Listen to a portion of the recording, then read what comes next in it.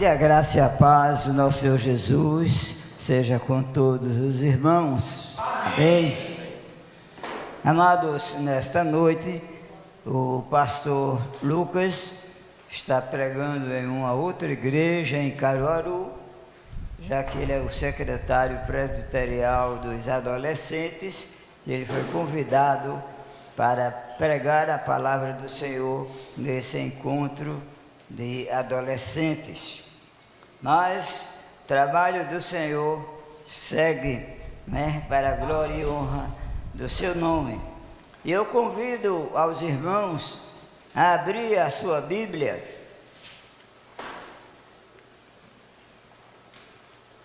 no livro de Mateus, capítulo 1, versículos de 18 a 21.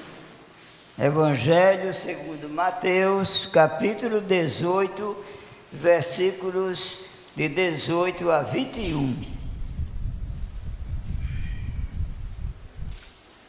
Mateus, capítulo 1, de 18 a 21.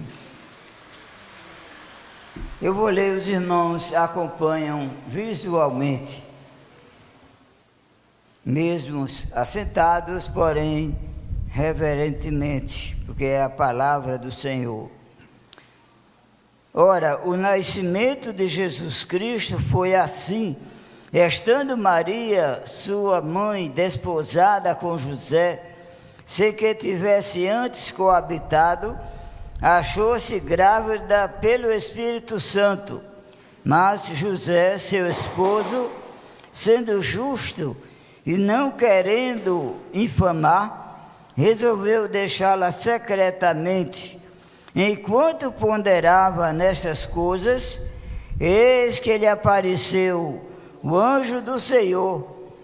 E o anjo do Senhor dizendo: José, filho de Davi, não temas receber Maria, tua mulher, porque o que nela foi gerado é do Espírito Santo.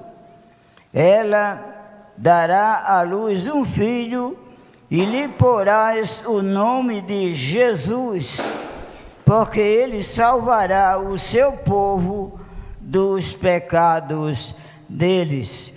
Convido toda a igreja a repetir comigo o versículo 21, todos a uma só voz. Ela dará à luz um filho, e lhe porás o nome de Jesus, porque ele salvará o seu povo dos seus pecados. Amém. Glória a Deus. Meus irmãos, uma das coisas mais frustrantes na vida, uma das coisas mais até revoltantes, é a pessoa perder aquilo que tem, ou aquilo que recebeu. Por exemplo, muitas vezes a pessoa trabalha duramente durante a semana, recebe o seu salário, e às vezes no caminho até a casa, chegando em casa, ele procura o seu salário e não encontra. Perdeu. Realmente isso traz uma frustração. Muitas vezes sai procurando, e isso tem acontecido. Muitas vezes, meus irmãos, perdemos coisas simples, corriqueiras, mas que traz grande estresse na nossa vida. Por exemplo, você está em cima da hora de uma reunião, que seja na igreja ou em outro lugar, aí você procura a chave e não encontra. Aí revira tudo, o povo da casa vem ajudar e começa aquele estresse, e muitas vezes fazemos o papel da mulher de Adão, começa a jogar um para o outro. Isso deve ter sido fulano, eu não peguei, e um verdadeiro estresse, e a hora se aproximando da reunião. Eu não sei se isso já aconteceu na sua casa, mas acontece na minha casa, talvez na sua não tenha acontecido. Muitas vezes é a chave do carro, está na hora de você levar a criança na escola, e você começa a procurar a chave do carro e não encontra, e quem pegou na chave é onde está, e é aquele rebuliço, e realmente traz muito transtorno na vida das pessoas. Não sei se acontece isso com você também. Mas, meus irmãos, há outras coisas importantes na vida que nós perdemos. E perdemos por motivo alheio à nossa vontade. E quando nós perdemos por motivo alheio à nossa vontade, a gente tem um consolo. Por exemplo, sempre na época de chuvas,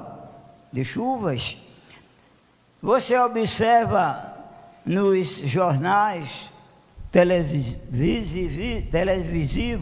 e também nos jornais escritos, né?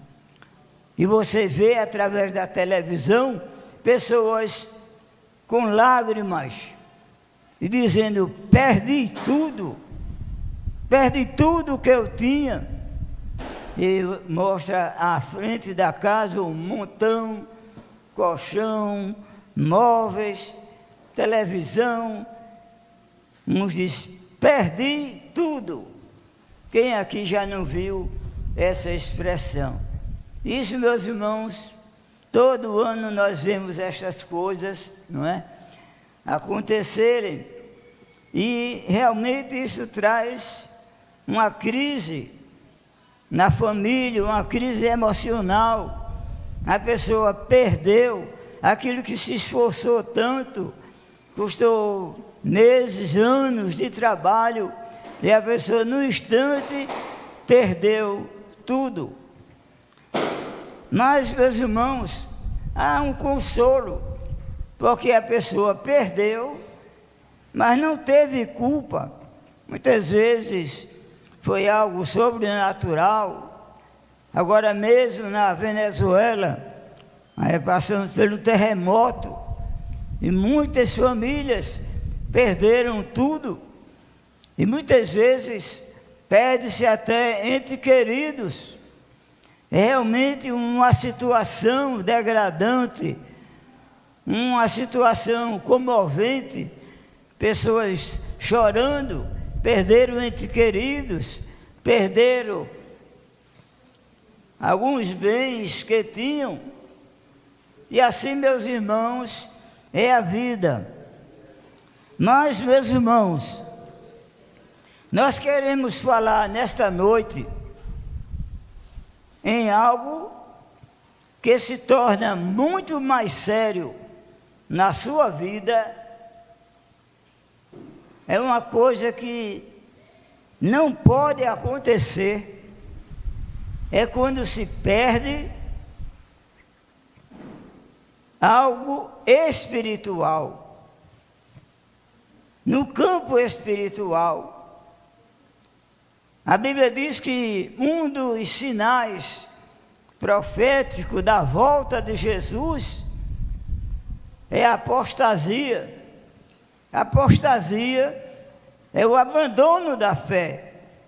Pessoas que antes eram fervorosas na igreja, pessoas que trabalhavam para Cristo com toda alegria, com todo prazer. Hoje, quantas pessoas que antes eram fervorosas, animadas, espirituais, orava, lia a palavra de Deus diariamente, buscava ao Senhor. Hoje, muitos se esqueceram. perderam o primeiro amor. Abra a sua Bíblia em Apocalipse, capítulo 2,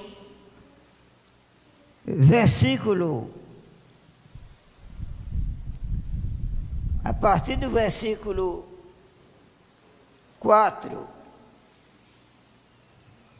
É uma carta à igreja de Éfeso, escrita por João numa visão apocalíptica. E Jesus diz o seguinte, versículo 4: tenho, porém, contra ti que abandonaste o teu primeiro amor. Lembra-te, pois, de onde caíste, arrepende-te e volta à prática das primeiras obras. E se não, venho a ti e moverei do seu lugar o teu candeeiro. Meus irmãos, aqui é uma advertência de Jesus para nós hoje. Pessoas que perderam o primeiro amor.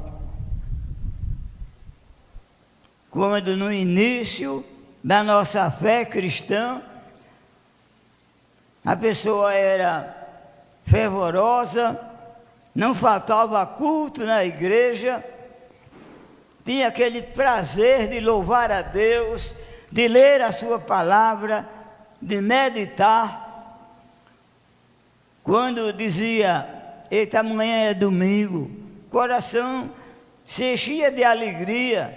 Amanhã é domingo, dia do Senhor, onde nós vamos à igreja, nos confraternizar, vamos nos reunir. Hoje a gente vê muitas pessoas pensando assim, eita, amanhã é domingo, eu ia fazer isso, ia fazer aquilo, mas tenho que ir, eu tenho um compromisso, tenho que ir. Triste, né, irmãos? Pessoas que estão levando a vida espiritual no piloto automático são os indiferentes. Se a igreja está animada, para ele tudo bem, não faz muita diferença. Se a igreja aparece poucos irmãos, para ele não tem diferença. São os indiferentes, os indiferentes, porque o primeiro amor já foi embora.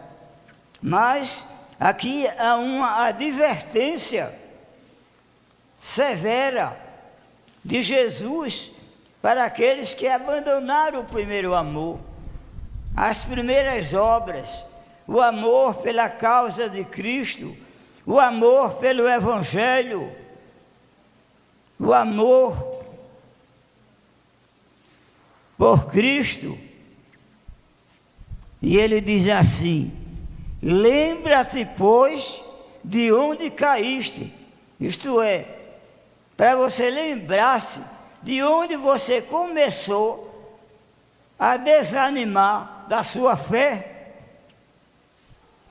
Que muitos hoje estão vivendo desanimados, no marasmo espiritual. E você começa a pensar: o que aconteceu na minha vida? Eu sentia tanto prazer no Evangelho, em estar louvando ao Senhor na igreja, ouvindo a sua palavra. Durante a semana eu lia a palavra de Deus, eu louvava, eu meditava, eu orava ao meu Deus. E hoje estou tão distante, estou tão frio espiritualmente. Geralmente, quando perguntamos como vai a sua fé, Uma vez tinha um pastor que ele sempre tinha esse hábito, ele ficava cumprimentando aos irmãos na saída da igreja, como é de costume, os pastores ficam cumprimentando os irmãos. E esse pastor sempre fazia uma só pergunta. Na saída, ele apertava a mão do irmão e dizia: irmão, como está a sua fé? Uma pergunta difícil de responder quando a pessoa estava longe de Deus. E tinha alguns irmãos que faziam o gesto assim: como vai a sua fé? Coitados, né? Meus irmãos, nós estamos vivendo nos últimos dias. No entardecer do último dia, Jesus está às portas. Aí estão os sinais que Jesus deixou. E ele diz que nos últimos dias, os tempos seriam difíceis, porque os homens seria cruel, inimigo do bem, sem amor, sem afeto natural, mais amantes dos prazeres do mundo do que amigo de Deus. E é o que nós estamos dizendo hoje.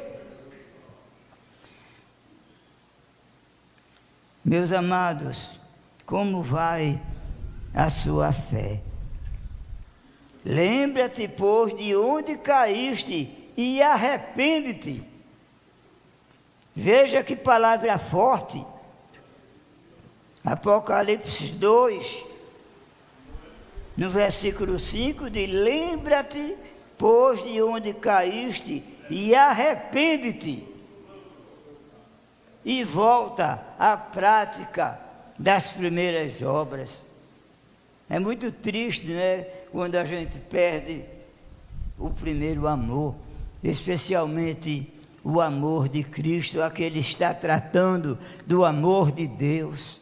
Pessoas que perderam o amor a Cristo, perderam o amor à igreja. Muitos abandonam a igreja. Lá em Hebreus tem um versículo muito importante para aqueles irmãos. Está em Hebreus capítulo 10, versículo 24 e 25, diz assim: consideremos também uns aos outros, para nos estimularmos ao amor e às boas obras. Não deixemos de congregar-nos, como é costume de alguns. Antes, façamos admoestações, e tanto mais quanto vedes que o dia se aproxima, o dia da volta de Cristo.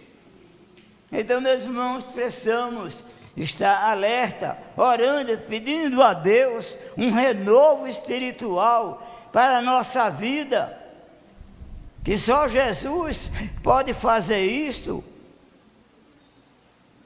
A Bíblia diz: aquele que não tem fé, peça que Deus deliberadamente o dá. Então, meus irmãos, é muito sério a pessoa perder valores espirituais, perder o prazer pela oração, o prazer pela palavra de Deus.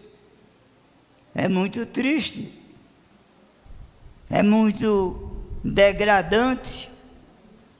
E a Bíblia diz: conserva o que tens. Lá em Apocalipse 3, 11: conserva o que tens, para que ninguém tome a tua coroa. Então isso ele fala em coisas espirituais, porque, meus irmãos, aquilo que é material, a gente perde, mas ainda há uma esperança, e nós podemos reaver com o trabalho, muitas vezes com a ajuda de familiares, com a ajuda, às vezes, do governo, raramente nos nossos dias, mas a gente pode restaurar, reaver aquilo que nós perdemos. Mas quando se trata, meus irmãos, de valores espirituais, isso pode trazer consequências eternas. É você perder a sua salvação, começa a se distanciar de Deus, da sua palavra, e daqui a pouco está no mundão lá fora, priorizando as coisas mundanas, em detrimento das coisas espirituais.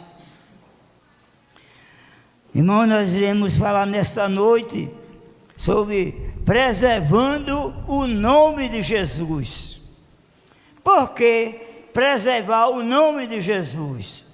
Primeiro, porque é o único nome que garante perdão.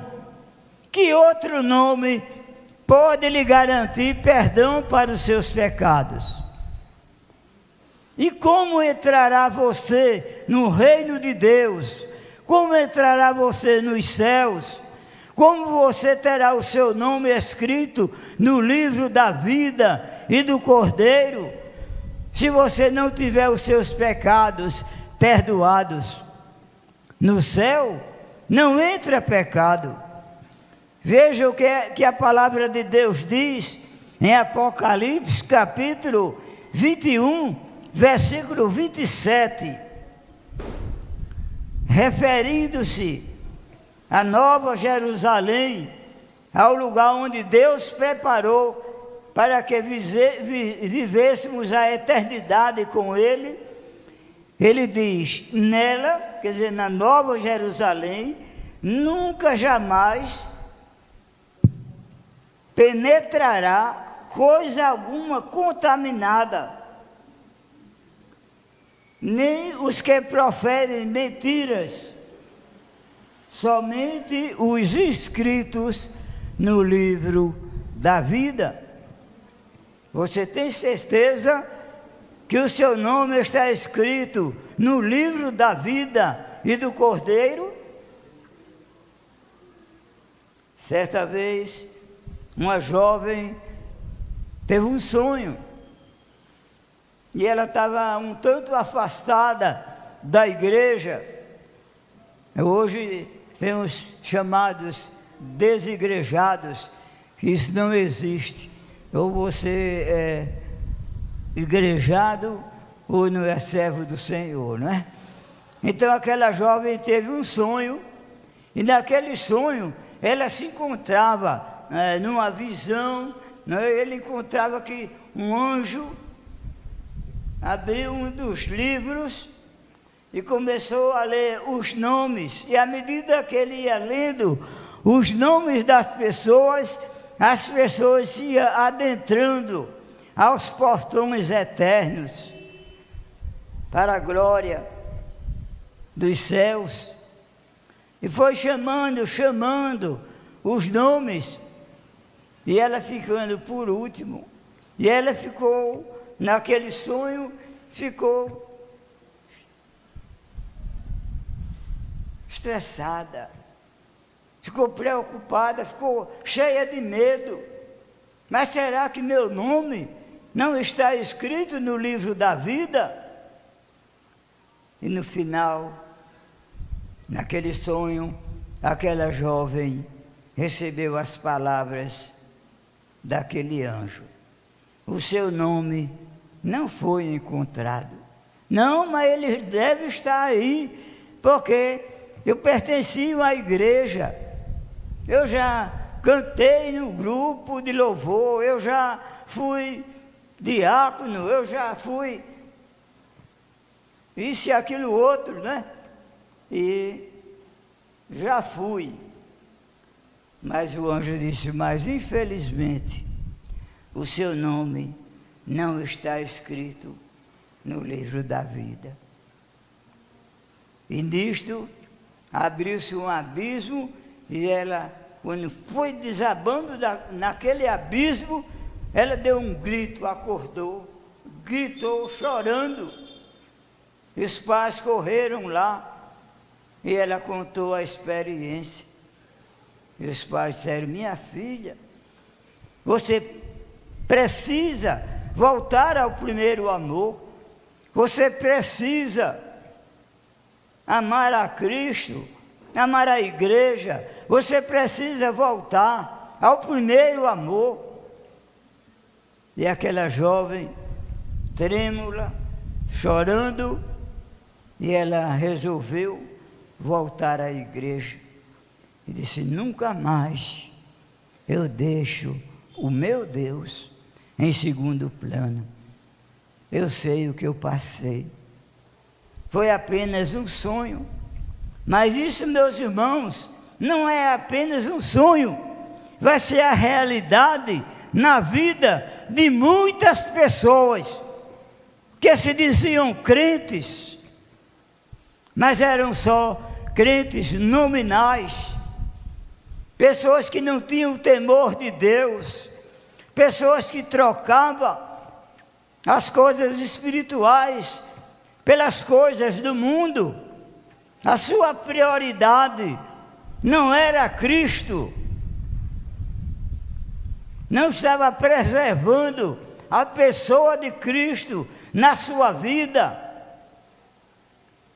Ele preservava outros valores lá do mundo. Precisamos, meus irmãos, buscar a Deus de todo o nosso coração. Buscai ao Senhor de todo o coração, de todas as suas forças, de toda a tua alma, porque o dia está chegando, o dia está se aproximando. Os sinais que Jesus deixou na sua palavra mostra que Jesus está às portas. Um pregador disse: nós estamos vivendo o entardecer do último dia, porque todas as profecias com referência à volta de Cristo já foram se cumpridas, e hoje algumas estão se cumprindo nos nossos dias. Guerra, rumores de guerra, sempre houve, mas nunca em graus tão alarmantes como nos nossos dias. Guerras por toda parte. Meus irmãos, isso são sinais que devem nos deixar em alerta. Nós não sabemos o dia nem a hora da volta de Cristo. A Bíblia diz: não sabeis o dia nem a hora, mas a hora que não esperais, o Filho do Homem virá. Quer pela manhã, quer pela meio-dia, quer pela tarde, quer pela madrugada. E Jesus disse: o que eu digo a todos, vigiai. Então, meus irmãos, uma maneira de se vigiar, de se cuidar espiritualmente, é voltar-se para as obras do Senhor, é renovar a sua fé, é renovar os seus votos de fidelidade a Deus. Quando você foi recebido por profissão de fé e batismo, o pastor perguntou: você promete ler a palavra de Deus? Você promete orar? Você crê na palavra de Deus de todo o seu coração? E você fez um voto, não apenas diante da igreja, mas diante de Deus.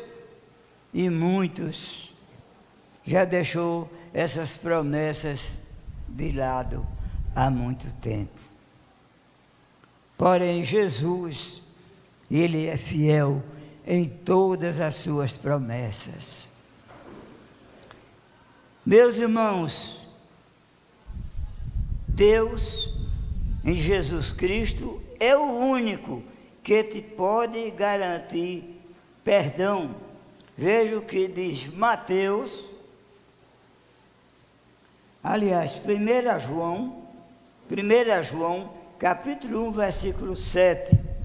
Se, porém, andarmos na luz, como Ele está na luz, mantemos comunhão uns com os outros, e o sangue de Jesus, seu Filho, nos purifica de todo o pecado. Que obra maravilhosa lá na cruz! É o único que nos garante perdão dos nossos pecados. Não existe Maomé, não existe Buda, não existe nenhum líder religioso que lhe garanta o perdão dos seus pecados. Só Jesus Cristo, só Ele. Porque Ele diz: tudo que pedires em meu nome, eu ali atenderei. Então, meus irmãos, Ele é o único que nos garante perdão. Nos garante, meus irmãos, até esquecer dos nossos pecados. Não me lembrarei mais. Quando nós, sinceramente, confessamos a Ele os nossos pecados, pedimos perdão, e Ele está pronto a perdoar. Feliz é aquele que é perdoado por Jesus. Lá no livro do profeta Isaías, ele diz que só existe uma coisa que faz separação entre o homem e Deus. Lá em Romanos, no livro da carta de Paulo aos Romanos, ele diz que ninguém pode nos separar do amor de Deus, nem angústia, nem sofrimento, nem vida, nem morte, nem anjos, nem principados, nem coisa alguma pode nos separar de Deus. Mas, porém, no livro do profeta Isaías, diz que há uma coisa, só há uma coisa que pode nos separar do amor de Deus: é o pecado não confessado. O profeta diz: os vossos pecados fazem separação entre vós e o vosso Deus. Como nós lemos no texto de Apocalipse, no céu não entra pecado. Você tem que estar perdoado. É por isso, meus irmãos, que todo culto nós temos um momento de confissão, e na nossa casa nós devemos ter o nosso momento de confessar os nossos pecados ao Senhor, porque a Bíblia diz que Ele é rico em perdoar, porque somente assim, perdoados, regenerados pelo sangue de Jesus, nós temos a certeza de que o nosso nome está escrito no livro da vida e do Cordeiro. Se você não tem essa certeza, busque ao Senhor, busque. Ele diz, lá em Mateus, capítulo 7, versículo 7 em diante: buscai e achareis, batei e abri-vos-á, porque todo o que pede recebe, o que busca encontra, e a quem bate abre-se-lhe-á. Então as portas estão abertas para todos aqueles que procuram sinceramente o perdão de Deus. Mas em segundo lugar, Jesus é o único nome onipresente.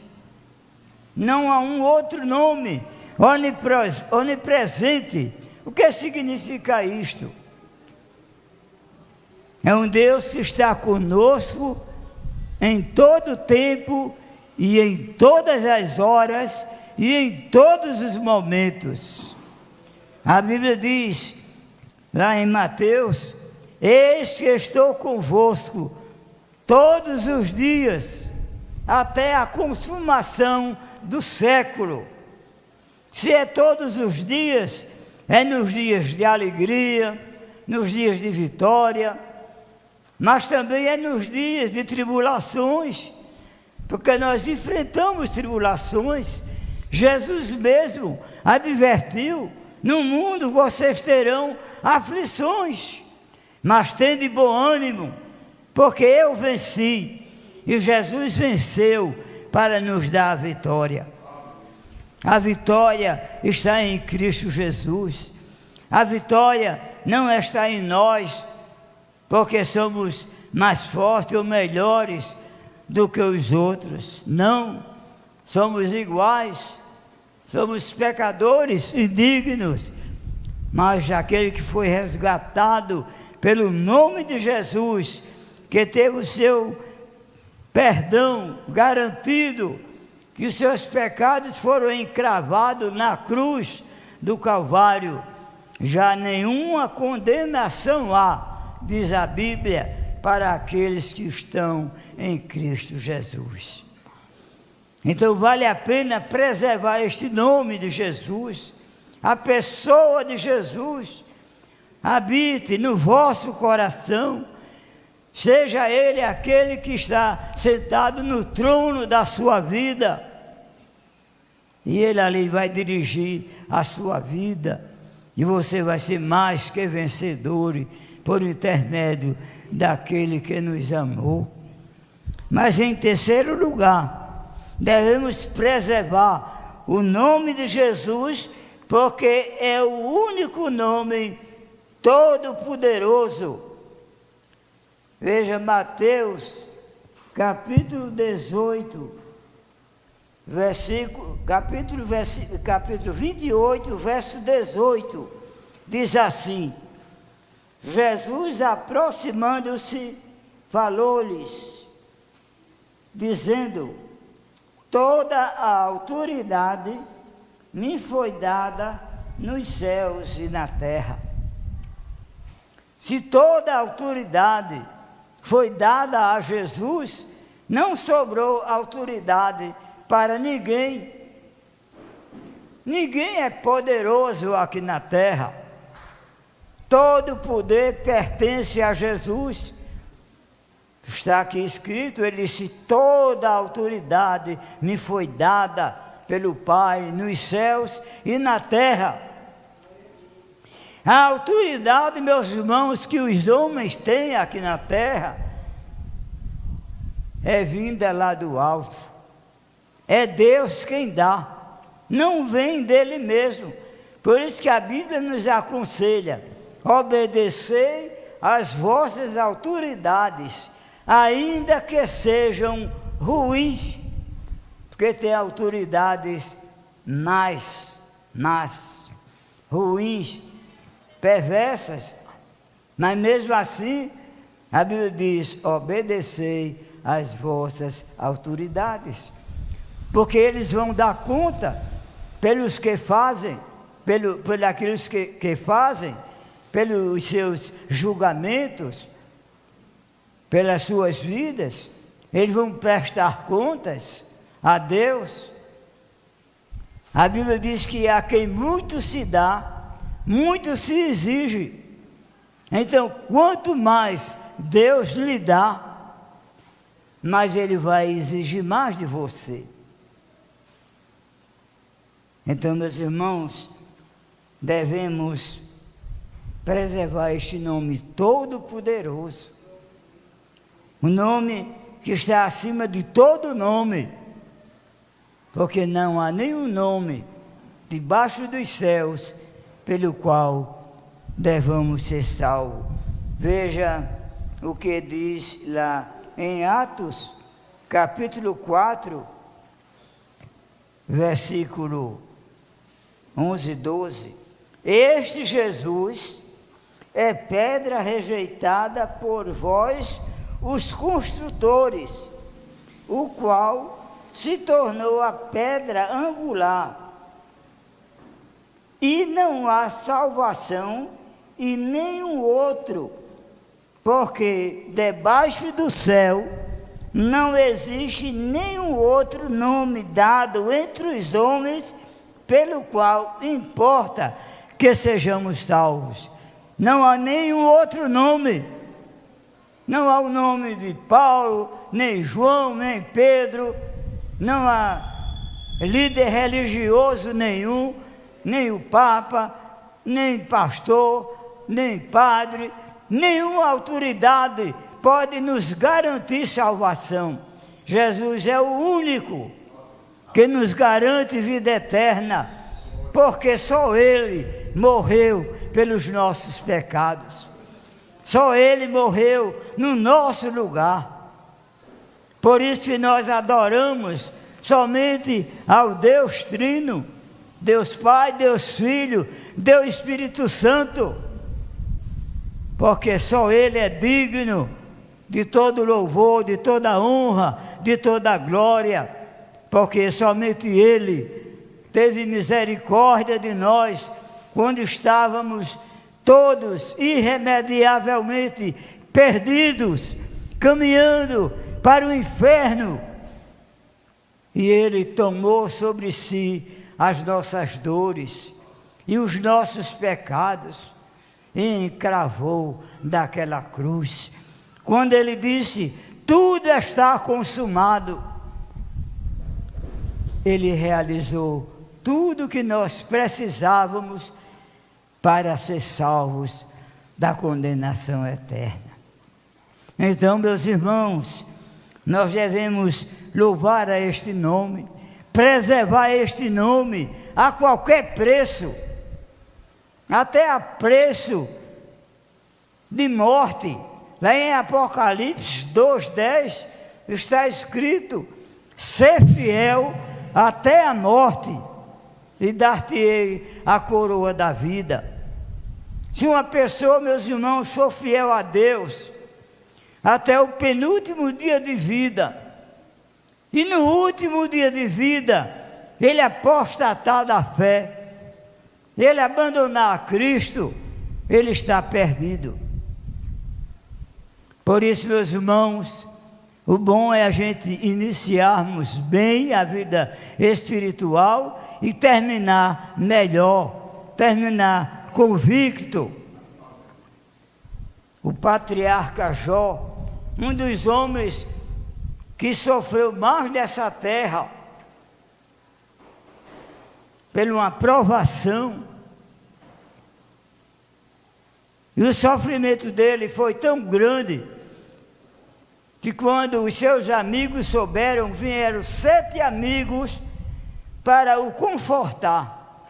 Ele estava lá ajoelhado no pó, na terra, coberto de tumores malignos, dos pés à cabeça.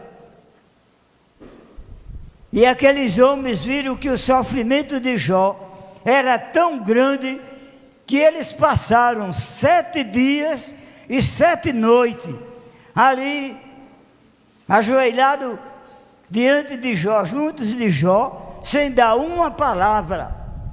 Não tiveram força para dar nenhuma palavra. Tal era o sofrimento de Jó.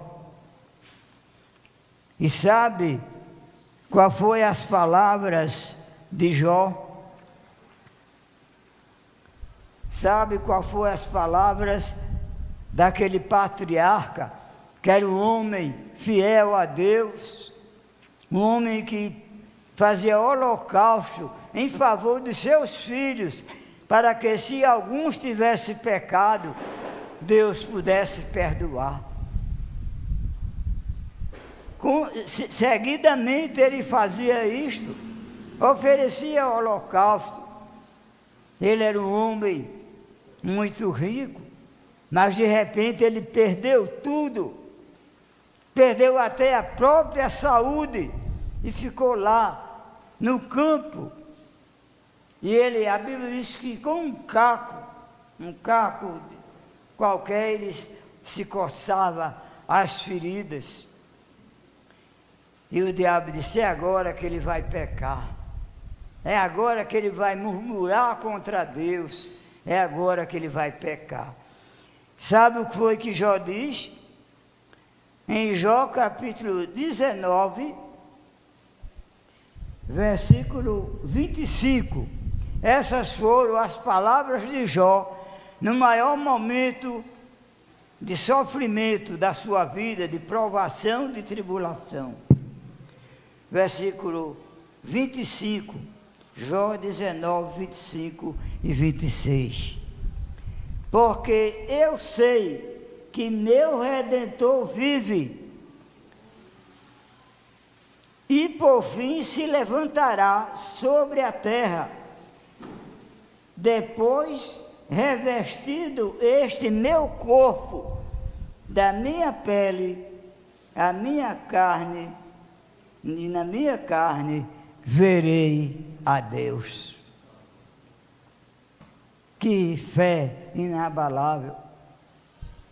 Diante de tudo que ele estava passando, ele não pecou, ele não blasfemou, ele continuou fiel a Deus. Ser fiel até a morte, dar-te a coroa da vida. Apocalipse 2, 10. Meus irmãos, em último lugar, devemos preservar o nome de Jesus, a pessoa de Jesus, guardá-lo no nosso coração, entronizá-lo no nosso coração, para que ele seja o rei da nossa vida, para que ele domine a nossa vida e possamos dizer, feito disse o apóstolo Paulo: já não sou eu quem vivo, mas Cristo vive em mim. E ele disse mais: estou crucificado com Cristo. Quando Cristo carregou aquela cruz, foi para morrer nela, no nosso lugar, aquela cruz que era nossa. Mas ele morreu no nosso lugar, para nos conceder vida eterna. Por isso que ele disse: deixo-vos a paz, a minha paz vos dou, não a dou como o mundo a dá. Meus irmãos, a paz que o mundo dá é uma paz mentirosa, é uma paz passageira, é uma paz que não dá segurança. Muitas vezes está tudo bem na sua vida, você está feliz, você está em paz, de repente chega uma notícia, morreu um ente querido, muitas vezes vem uma notícia má, e a sua paz foi embora. Porém, a paz que Cristo dá é uma paz perfeita e permanente. Mesmo em meio às aflições, você pode sentir paz. Há um homem, meus irmãos, que na história, ele perdeu tudo quanto tinha.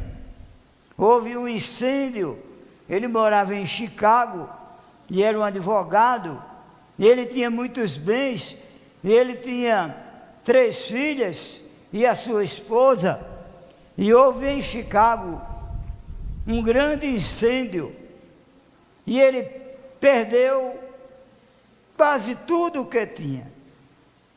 A sua esposa e as 3 filhas resolveram ir para um outro país, e ele ficou na cidade para resolver os últimos negócios e partir para onde a sua esposa e as filhas viajaram de navio. Tempos depois, naquela época não tinha a modernidade de hoje, celular, telefone, chegavam por carta depois de muito tempo, e depois de vários dias, quem sabe até meses, chegou aquele homem o recado. O navio que eles iam viajando naufragou, morreram todos. E ele perdeu ali as suas 3 filhas, a sua esposa foi a única sobrevivente. A sua esposa sobreviveu. Aí quando ele soube, ele já estava terminando de resolver os problemas que tinha que resolver, apressou, pegou o próximo navio, queria passar naquele lugar onde o navio anterior naufragou, e ele pediu ao piloto que quando o navio fosse passando no lugar onde as suas filhas submergiram, ele dissesse. E ele assim fez. Foi aqui, foi desse trecho que o navio naufragou. Então, meus irmãos, ele escreveu um hino que está no nosso inário, um hino de número 108 do inário Novo Cântico, e que tem o tema aflição e paz. Então, a aflição foi a perca dos seus entes queridos, mas paz, porque ele preservava o nome de Jesus.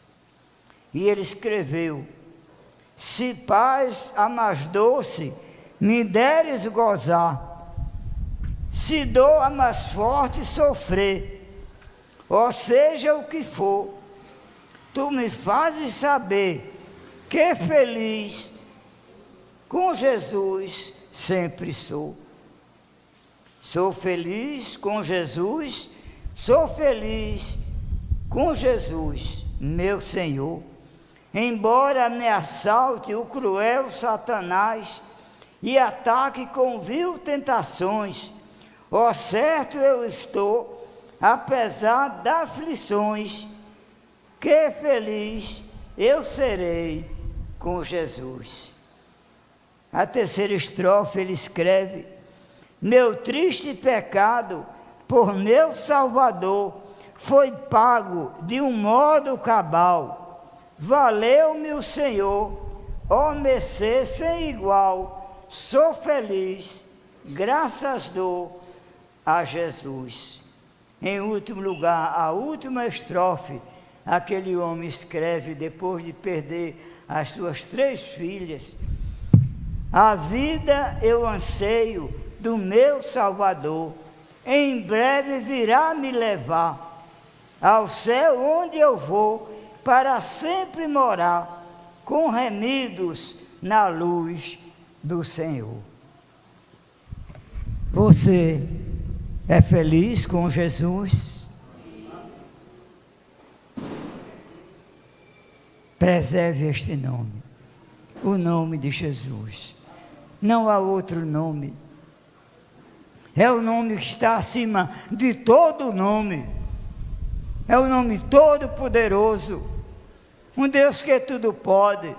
Um Deus que te ama com amor eterno.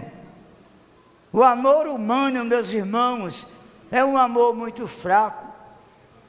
Pessoas, às vezes, que se diz que se amam tanto, com pouco tempo, elas estão brigados, estão separados. O amor humano é fraco, mas o amor de Cristo é um amor eterno. Ele nos amou e Ele nos ama com um amor eterno. Que Deus fortaleça a sua vida, o seu coração, a sua fé, para você possa prosseguir neste alvo, o alvo que é Jesus, sem vacilar. O apóstolo Paulo disse: não que eu tenha já recebido ou adquirido a perfeição, mas uma coisa eu faço, prossigo para o alvo, para o autor e consumador da minha fé.